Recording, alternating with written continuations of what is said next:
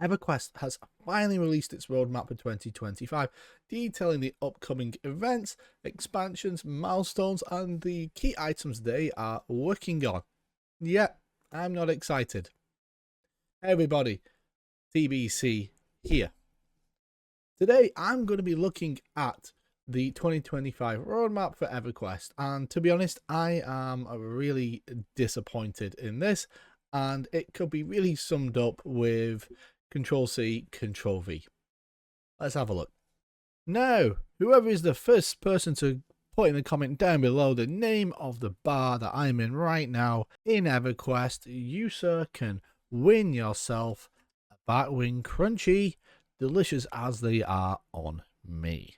Now, we're looking at the development roadmap, and before you say it in the comments, yes, I know this is last year's roadmap for 2024 for EverQuest, but it could have so easily have been this year's, because to be honest, there is no difference between the two, except far less on 2025's development roadmap. So let's dive in and have a look at it. To be fair, 2024 was a pivotal year for EverQuest. It was their anniversary year. Things were happening every month to keep the game fresh. Looking at you, Anniversary Tower. There was a lot that seemed to be going on, and every month something new. It was a great year. We had a great TLP in terms of Teak, which in my opinion was kind of spoiled by the Anniversary Tower, and another video on that coming soon, and that's a topic for another day. But it just seems to me for 2025 they really did not have a clue about what to put on this development roadmap, because it is so bare. And in fact, they've padded it out considerably by writing down the current TLPs and their unlock schedule and cadence on there as well. And you will see Jelinek unlocks Underfoot in January, February. Jelinek unlocks House of Fool, Mischief unlocks Broken Mirror, and so on. So, in my opinion, there's a lot of padding on this development roadmap, and to be honest, that's kind of disappointing to see, because if you take out all those server unlocks and so on, there's not a lot left on it. This is what you're left with. A lot of this is the annual events, and most of which have no new content to be added. So really, you can clearly see why they put those server unlocks in, because if they put it out looking like this, people in the community will be left wondering what on earth is going on over there. Clearly very, very little development on EverQuest. And even throughout the year, that's exactly the same as what it was in 2024. Server performance improvements. Great. Servers are, to be fair to them again, way better than what they were 2-3 years ago. The servers are, for the most part, very, very stable now. Launches go really smoothly. Much better place than where it was. Yes, there's still some improvements to be made. Yes, there's sometimes weird bugs that can crash zones, such as recently. We had one where someone trying to reclaim the 500 free Daybreak coins would crash the zone. Crazy stuff that happens, but that's what happens when you have 25-year-old code. Ongoing conversions of the Windows to the new UI engine. That's been ongoing for like 3 years at a massive snail's pace. Personally, I would have preferred it if they just one and done, but they seem to be doing one tiny little window every month, and there's hundreds of them, so don't expect that one to be completed anytime soon. And of course, what they have to have in there is the anti-cheat improvements. That one more so revolves around new, fresh TLPs. A lot of people use those to farm chrono. A lot of people will also cheat on those. And by cheat, I mean they're using things like automation tools. So they're not even driving their characters, it's doing it automatically. And they're using tools as well to bypass the true box rule set, so that they can open more than one client on a PC without having to go through any additional hoops and so on.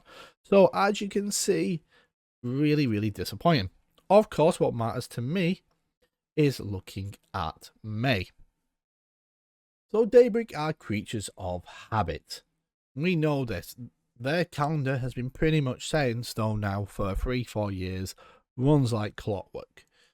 And in May, progression server launch. And this year again, it's interesting on the language. Last year said progression servers launch. So we got Teak and Tormax. Teak, wildly successful at launch. A lot of fun to play on, at least initially. And Tormax, sadly, not so much. Very low population. Server, standard rule set. Nothing innovative to do on it. It is what it is kind of server. Default EverQuest, just with a Kunark start. This year, notice it's singular server. So we're not going to have two different rule sets this time. I think they saw what happened last year.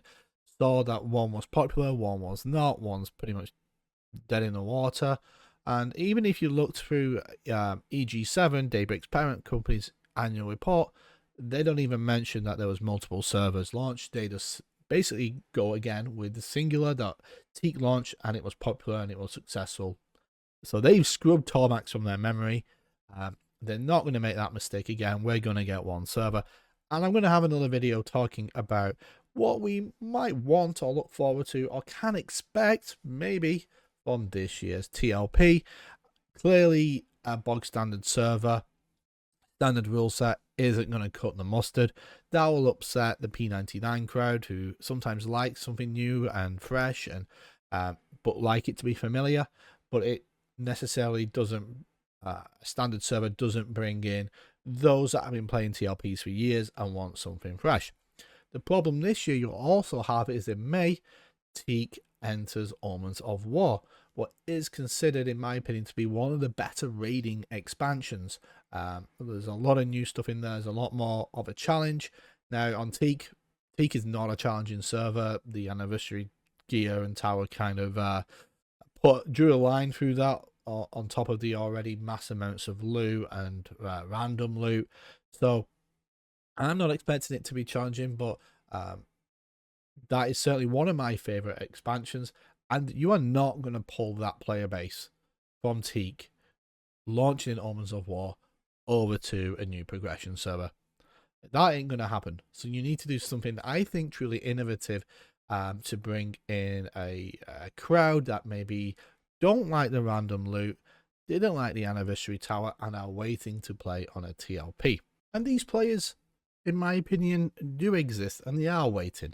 And looking at the Steam DB figures, now Steam is not the way I would say 95% of EverQuest players use to access the game. A lot of people just download the client.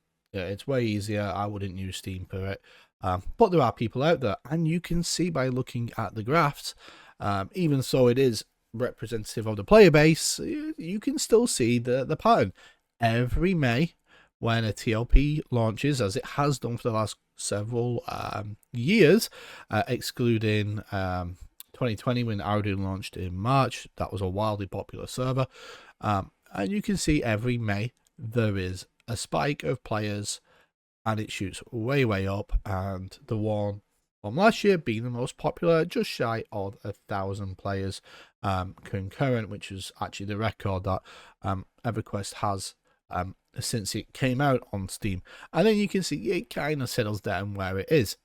So hit the right rule set, you're going to get the player base. They need that because it's one of their most profitable months of the year, one of the most profitable activities that Daybreak can do outside of the new expansion. So I'm expecting they'll come through with something for us.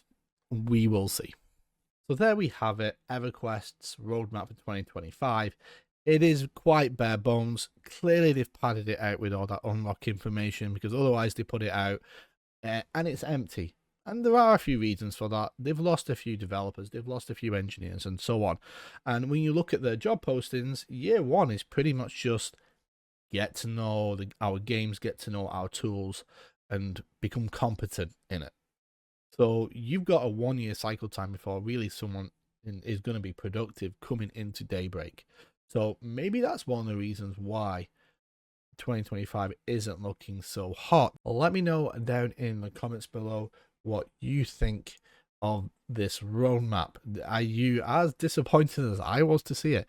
Are you got your dates and your calendars circled around that May date for the new TLP, or are you gonna still be sticking with Teak, as I am sure a lot of players will be, especially launching Omens of War, a wildly popular expansion, berserkers, fun raids, lots of really interesting content.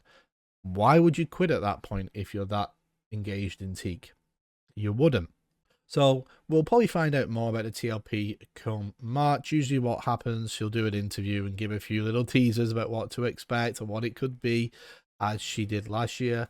I would expect the same again this year. We'll know a lot more about this in March, so I'm waiting on that. Until then, maybe I'll do a video popping out what I would like to see from a TLP, so keep an eye on that. I've been quiet for a few months now. I took a break from the game and from YouTube and whatnot, just through busyness in real life and working kids and so on and so forth. But new year, I'm engaged. I still love this game. I want to be playing this game, and I'm hoping that they're going to put something out that'll keep me around, because that roadmap, that ain't it. Thank you very much for watching. I am TBC. He is Zrelek the Scout, and I'm chilling with him in this bar. Thank you so much for watching. Have a good one.